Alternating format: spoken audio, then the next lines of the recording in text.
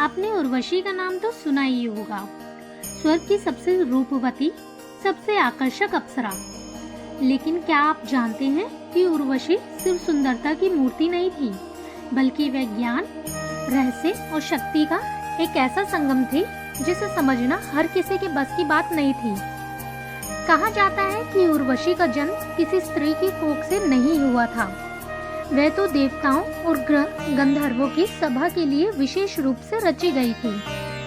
एक कथा के अनुसार उर्वशी का जन्म तब हुआ जब ऋषि नारायण ने तपस्या भंग करने आए। इंद्र के अप्सराओं को देखकर क्रोधित होकर अपनी जांघों को थपथपाया और वहीं से प्रकट हुई उर्वशी।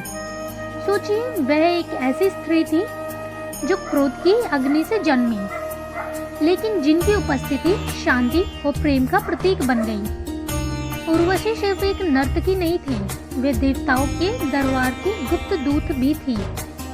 स्वर्ग और पृथ्वी के बीच की दुनिया में उनका आना और जाना रहता था। वे न सिर्फ इंद्र की सभा में नृत्य करती थी, बल्कि कई बार युद्धों में भी अहम भूमिका निभाती थी। महाभारत में एक ऐसा प्रसंग आता है जब उर्वशी अर्जुन को आकर्षित करने की कोशिश करती है, लेकिन अर्जुन उन्हें माता समान मानते हैं। ये बात उर्वशी को क्रोधित कर देती है और उन्हें वह श्राप दे देती है कि वे 1 वर्ष तक नपुंसक रहेंगे। लेकिन इसी श्राप का अर्जुन को वनवास के दौरान लाभ भी मिलता है। वह इसी श्राप के चलते 1 साल एक स्त्री वेश में रहकर अज्ञातवास पूरा करते हैं। सोचिए, एक अप्सरा का दिया हुआ श्राप भी किसी योद्धा की विजय में सहायक बन सकता है। उर्वशी की कहानियाँ केवल सुंदरता की चर्चा नहीं करती, बल्कि ये बताती है कि ब्रह्मांड की हर रचना, चाहे वो देवता हो या अप्सरा, एक उद्देश्य के लिए बनी होती है। उर्वशी के पास संगीत और कला का असाधारण ज्ञान था।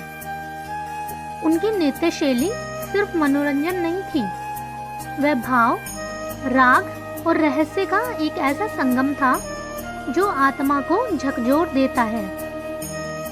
ऐसा माना जाता है कि उनके नृत्य में ऐसे संकेत होते थे जो केवल सिद्ध पुरुष या ज्ञानी ही समझ सकते हैं। कई विद्वान मानते हैं कि उर्वशी का अस्तित्व सिर्फ एक मिथक नहीं था, बल्कि वैदिक काल की प्रतीकात्मक कथाओं का हिस्सा था, जहां उर्वशी चेतना, कला और स्त्री शक्ति का प्रतिनिधित्व करती थी।